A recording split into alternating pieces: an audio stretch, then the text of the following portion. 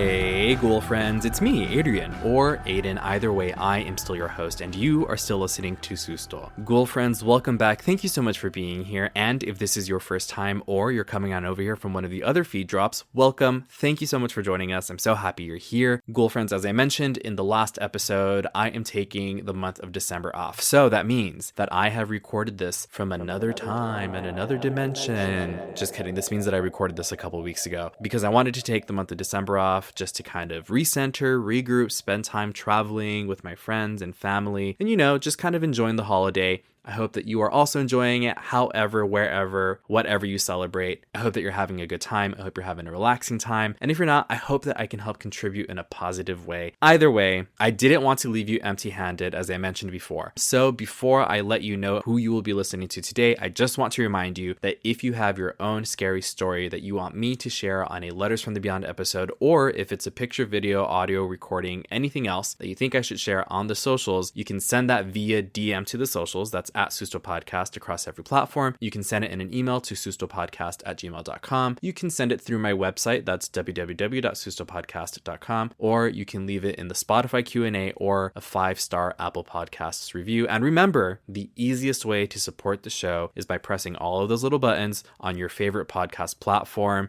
Like, share, rate, review, whatever you can do on there. It means the world to me. And again, it's the easiest way to support the show. With that being said, I'll go ahead and introduce you to this week's guest.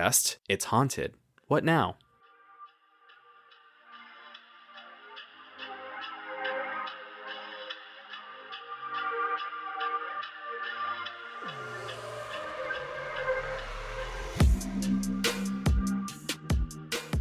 Hey there, Susto enthusiasts. Lainey Hobbs here, the host of It's Haunted, What Now? I've got an exciting treat for you during this winter break. While Aiden at Susto takes a brief hiatus, I invite you to dive into the supernatural with a special episode from It's Haunted, What Now? My podcast delves into haunted objects and real-life paranormal experiences submitted by listeners just like you. It's the perfect companion to keep the spooky vibes alive during the break. Subscribe, listen in, and discover the chilling stories that await you.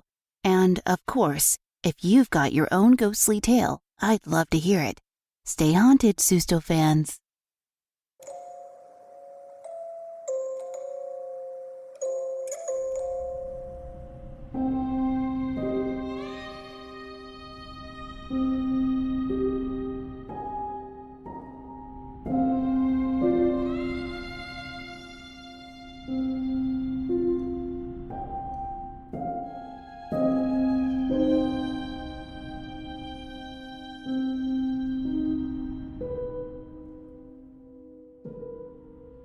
Welcome back to It's Haunted, What Now?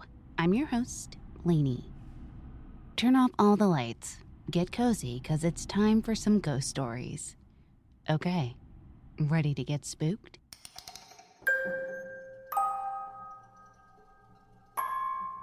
Our first story comes from Natalie, who shares a story about how her father might not be a skeptic any longer.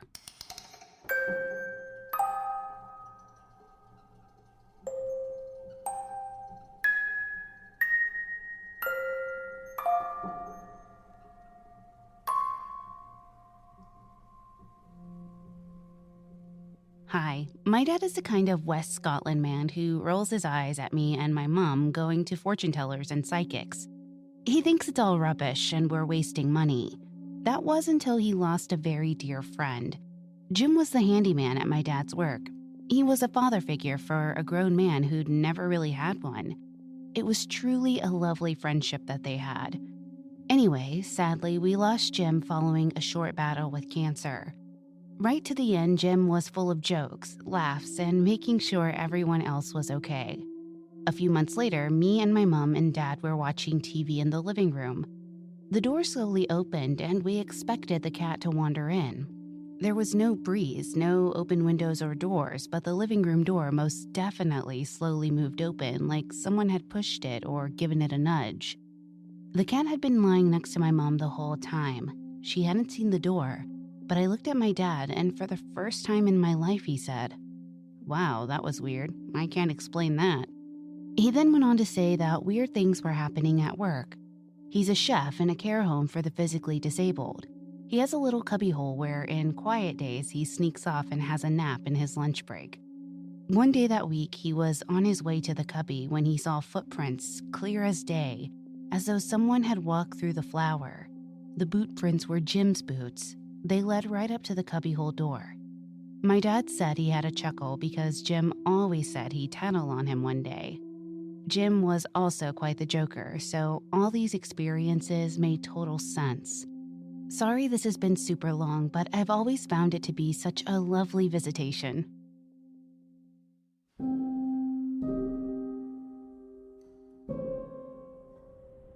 See, now that's the kind of feel-good story I like to hear. I think seeing those small reminders is nice here and there, and I'm glad your father welcomed Jim's horseplay because I'm sure he misses him just as much. Now, StonerBunny shares their experiences in their haunted home.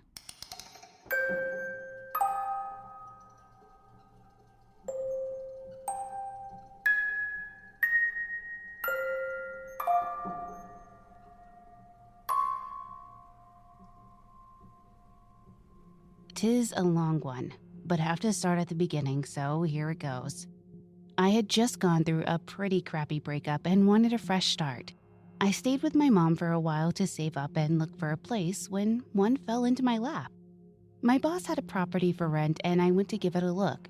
It was a complete mess, literally, animal feces all over. Hadn't been cleaned in ages and still had all the previous owner's belongings in it. However, I was able to look past it and see what it could be. He also was entirely upfront about the previous owner passing away there, which didn't bother me too much. People die everywhere. Anyway, he did all the work for me to move in. New floors, new paint, and it was lovely. Off the road half a mile, nothing but trees around and no other houses. It was a perfect place to get my head right. I had extra space and wasn't really sold on living completely alone, so I offered the basement to my brother and his girlfriend and my baby niece. She had spent a lot of time in the hospital, and I saw it as an opportunity to spend as much time with her as possible.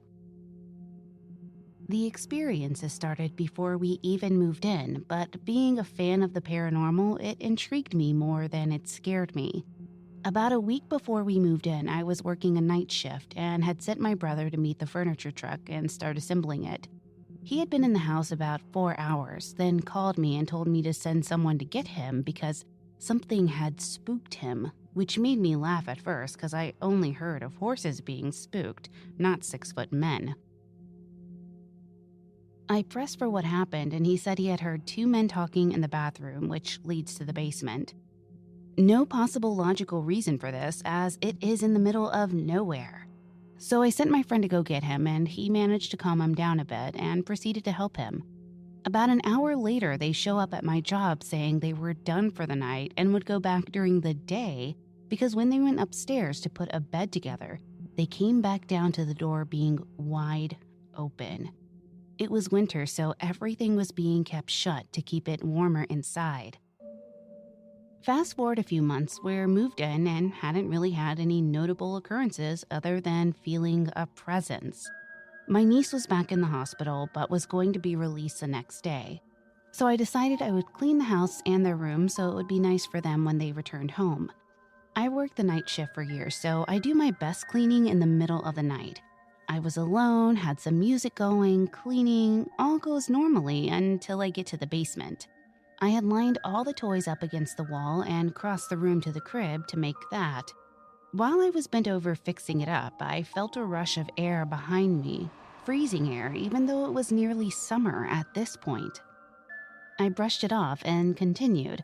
Then from behind me, I heard one of her toys go off and say, "Hey, boo," in a creepy-ass voice. Mind you, I had not even 5 minutes before literally picked this toy piano up and moved it without it making a sound, and it was new, so it had fresh batteries. I decided it was good enough and called it a night. My other brother was getting married, so he and his wife were staying with me in the days leading up to the wedding. He said he was laying on the couch, which is under the stairs, looking into the reflection of the TV screen late at night, when he saw a pair of legs start to come down the stairs. He was so convinced it was my brother that he turned to address him. just to see no one there. A few weeks later, we had some family friends over and their daughter, who was about 6, and she was just walking around exploring.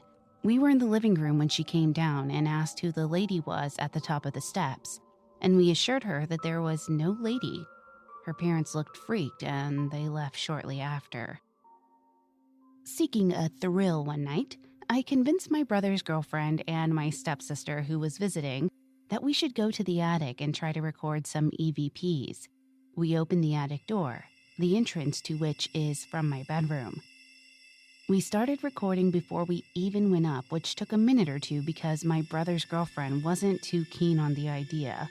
So we were reassuring her that it would be fine, and she finally went the rest of the way up.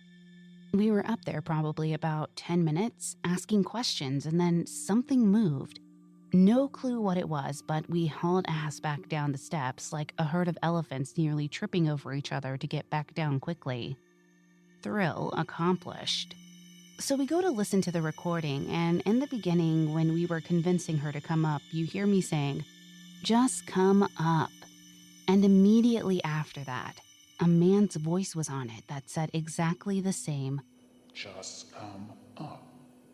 There were no men even in the house that night, and we didn't hear it until we played back the recording.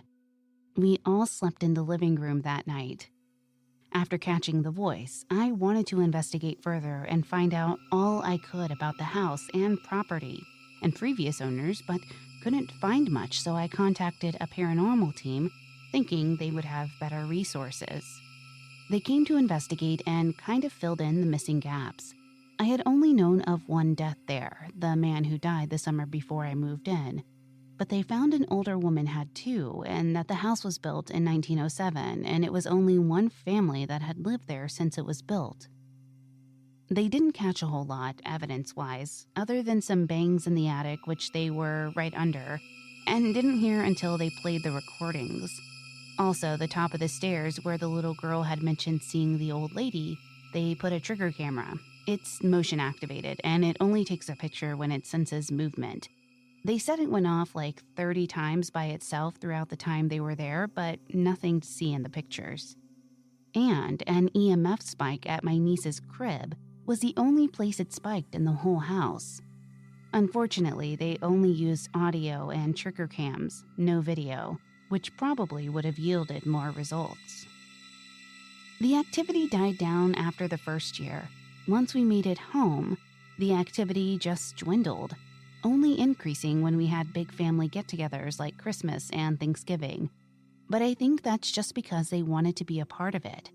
I haven't lived there in 5 years, and in a strange twist, my mom ended up renting it after I moved out, since I wanted to downsize and she wanted something bigger. She lives there to this day and has only had minor, playful happenings like the hiding of keys. Though they do keep the attic sealed up now. I'm going to pause the spooky tales so you can hear a word from our sponsors.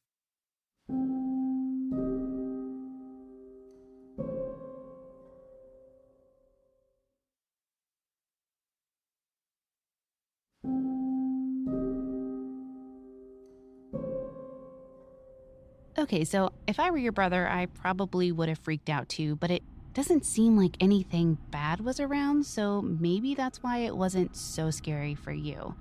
I don't know how I would fare in a haunted house, even one with friendly ghosts. Like, I'm already scared of being haunted, so I don't think it would ever work for me, but I definitely hope we keep getting stories about haunted homes because they are super creepy. Our next story comes from EnoughRose, whose experience with a Ouija board opened an unexpected door.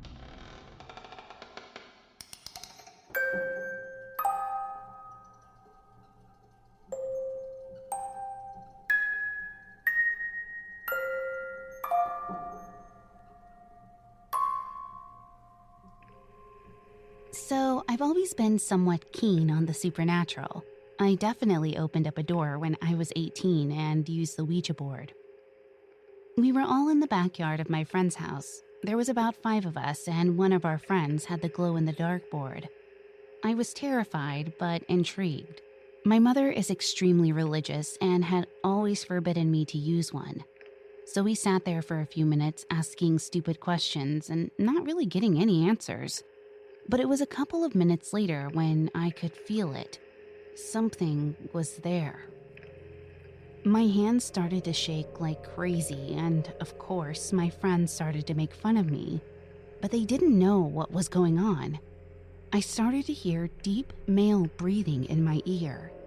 I tried to tell myself it was my friend Megan who was sitting next to me, but she was not close enough, nor was she breathing that hard. In my head, I just said, "Go away, go away, go away." And it eventually did. I can't explain it to this day. It was weird because as it was happening, I didn't tell anyone. I was just sitting there freaking out. As we were all heading back home, I begged my friend Megan to a sleepover because I knew whatever had breathed into my ear was going to follow me back. I asked Megan if she had heard the male breathing, and she was like, "What the fuck, no," and basically thought I was making it up. For the next month, I kid you not, my house was haunted. I could not sleep without the lights on and music in my ears. I would hear footsteps every night outside my door and periodically would wake up at 3 a.m. After a month passed, my mother sat me down and asked, "Ashley, what the hell is going on?" I did not tell her at all about using the board because I knew she would be furious. "Oh, nothing, Mom, nothing at all." "Ashley, you tell me what's going on. For the last month, I've been hearing footsteps, and last night, something scratched my foot." I just looked at her dumbfounded because I thought this was only affecting me. I basically broke down crying and told her everything. Together, we saged the house and said prayers, and it's amazing how different the house felt. It felt lighter and pleasant again. Since then, I've been prominently more aware of ghosts. They usually come to me in my dreams, though. If you've ever wondered if Ouija boards work, they do. It might not seem like it's working, but you're literally opening a door, and they won't necessarily make themselves known on the board. Oh, and it turned out that some guy had killed himself at the house where we used the board.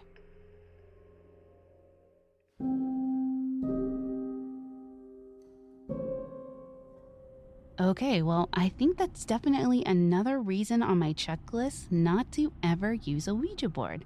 But I mean, if you guys keep doing it, then, more power to you. Just send me the stories of the crazy experiences that happen. Now, the next story comes from Moonlight, whose brother visited their father in an uncanny way.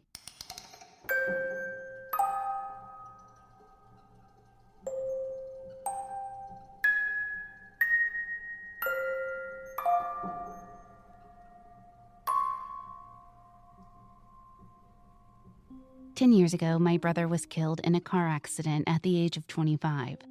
2 days before the accident, my parents left the country for a vacation. The two of them had not taken a vacation with just the two of them in more than a decade. They were 1,000 miles away when they learned of my brother's death, and my dad has never forgiven himself for not being there that night. He hasn't been the same since, and I actually feared for my dad and his broken heart. He wanted his son back, and it all but broke him. My dad was my brother's biggest fan and got through to him like no one else could. Except when it came to keeping things neat and orderly, that is. Growing up, my dad was always telling my brother to get his feet off the wall, specifically the basement wall of the man cave. He'd sit horizontally across the couch with his legs over the armrest and his feet on the wall. This drove my dad crazy because he'd leave footprints all over the wall. This went on for years, even after he had moved out and came by for visits. A year before my brother's accident, my parents' basement flooded and they had to replace a foot of drywall from the ground up throughout the entire living space. Everything was then painted over, including the footprints. My dad finally had the clean walls he never had when we lived there. A few months after my brother died, my dad went into the basement to be by himself. He was finishing up a project when he noticed something very familiar. The footprints were back. The footprints my dad had cleaned off hundreds of times over the course of our childhood had returned. My dad will never be the same, but something about those footprints gave my dad what he needed to not give up. It took a few days for my dad to bring it to our attention. Maybe he just needed one final father-son moment. The footprints have faded some, but they are still there, just like he is.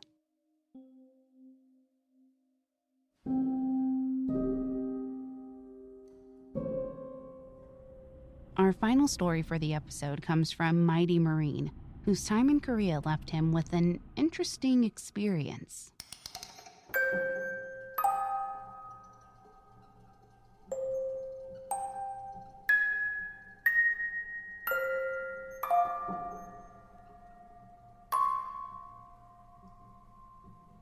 Quick backstory. I enlisted when I was 17, back in 2011 for multiple reasons, but I just wanted to serve and fight mostly. Typical 17-year-old jock video gamer, right? Anyways, even though I was an 0331 machine gunner in the infantry, I never saw combat because the war had died down quite a bit, and I got sent all over Asia and the Pacific instead. But shit got weird in Korea. We were sent to the island just miles off the DMZ of North Korea to train with the Republic of South Korean Marines, ROK Marines. It's a small island, maybe 10 miles across, but it had an insane amount of hills. While on the island, we were camping on this small ridge that nearly surrounded the campsite. Perfect location to set up at. You're concealed, there's only one way in and one way out. Ideal for a military camp. It rained a lot there, though, so we stored our weapons and ammunition in this small rundown bunker just up the ridge from our site. We took shifts guarding it overnight, and let me tell you, shit got weird.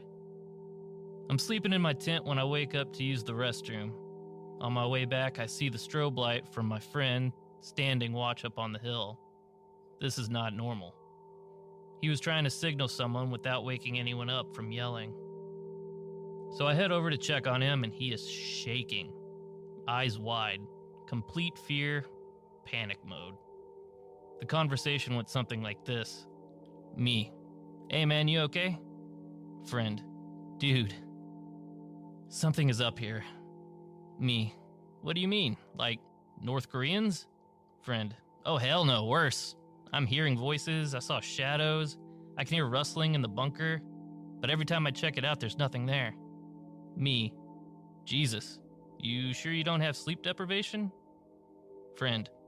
No man, I'm completely fine, but I'm freaking out. Could you chill with me till I calm down? Me. Sure, dude. It was around 0300 when I stayed with him. Everyone was going to be awake in 2 hours as it is, so I wouldn't be too long if I stayed up there anyway. Nothing happened while I was with him, so around 0400 he was back to normal, and the sun was on the horizon. So I told him if he needed anything to yell, and went back to bed for about an hour. The following night, it was my shift overnight. From 2200 to 0130, it was quiet. It was kind of peaceful. But 0145 to 0200, I heard footsteps. The bunker was to my back, and I was facing the camp, seeing as how the only way to reach this bunker is from the camp, unless you can climb a 90-degree cliff from the other side of the ridge without anyone noticing. Everyone is asleep, and the footsteps were behind me near the bunker. I turned around and saw nothing. Shortly after, I could hear faint whispers, definitely not English. I could almost make out Korean phrases, but it was too faint to know for sure. This is where I start getting nervous. I remember seeing my friend's face when I came up to see him. His fear was genuine, very real, and I was starting to see why. Then a little later, I hear something in the bunker. I turn my light on and shine it in the bunker. No one is there. And at 0300, I hear it again. This time, thinking it was nothing again, I turn to look without my light and see the shadow of someone standing over the SMAs, aka rocket launchers, bending down to pick one up. I raised my rifle at him and shouted, "Get the fuck out of there!" And it turned its head, looked at me, and vanished. Just fucking evaporated. Like Spider-Man in Infinity War. Panic struck me. I was freaking out like my friend, In my head, I was thinking, what good is this 556 M4 against a fucking ghost? Nothing else happened after that, but I was on edge till sunrise. I kept the story to myself until my unit got back to Japan where we were stationed. One night we were all drinking, shooting the shit, and a different friend asked us if the island seemed creepy to us. My first friend mentioned his experience on watch, and everyone had some kind of similar story to tell from when they were on watch. Turns out this island was a hotspot for strategic positioning and planning during the war, and thousands of soldiers and civilians died there. I guess the war isn't over for them yet.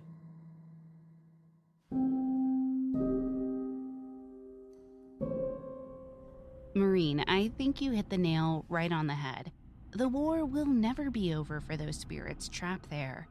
I appreciate your service to your country, and I truly do wonder if there are any other military members who have experienced something similar. I know I definitely need to ask my brother. If you have, please share them with us. Well, that does it for this episode. If you'd like to submit your own spooky tale to be read on the show, head to hauntedpod.com and click on the link to submit your story. You can also email me at hauntedpod@gmail.com. If you enjoyed this episode, please leave a positive review on Apple Podcasts or your podcast player of choice. It really does help us out. You can find us on Twitter at podcast_haunted, Instagram at It's Haunted What Now, or at hauntedpod.com. Creepy tune creator for the show is Nico at We Talk of Dreams. Check him out on Twitter at We Talk of Dreams or wetalkofdreams.com. Audio engineering and the spookiest sounds in the business are provided by Ches at Gray Multimedia.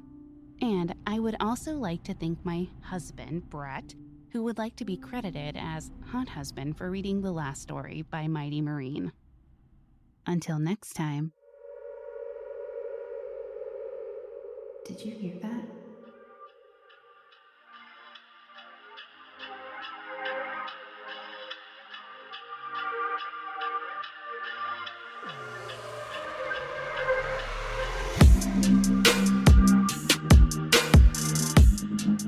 Welcome back, Ghoul Friends. Weren't they amazing? One more time, huge shout out to our special guests this week. And again, tune in every week for the month of December for a different guest. Now, I just want to make clear that I am not going to be moving to a weekly schedule. This is just a winter holiday treat for you, and I hope that you enjoy it. I will be back in January. I already miss you so much, and I'm hiding in the walls of your house. I'm kidding, I'm not. But I can't wait to be back. Again, I hope that you're enjoying your break. One more time, if you have your own scary story that you would like me to share on the show, you already know how to send it in. You can send it via email, DM on social media, through my website, a Spotify Q&A, Apple Podcast review. You know how it goes, and the easiest way to support the show is to interact with it wherever you are listening. Make sure to follow me on social media to keep up with what I'm doing throughout the holiday. As far as Patreon goes, that's patreon.com/sustopodcast. Patrons will get these episodes early and ad-free. Best Ghoul Friends, you can expect some video content to come out this month. The paranormal investigation that I did with the Paranormal Putas over at the Brass Tap in Round Rock, Texas is going to be a Best Ghoul Friend exclusive on Patreon. One more time, I hope that you all are enjoying this holiday season. I cannot wait to be back in January. Until then, I will see you in the next one, and have a very merry, scary holiday. Bye.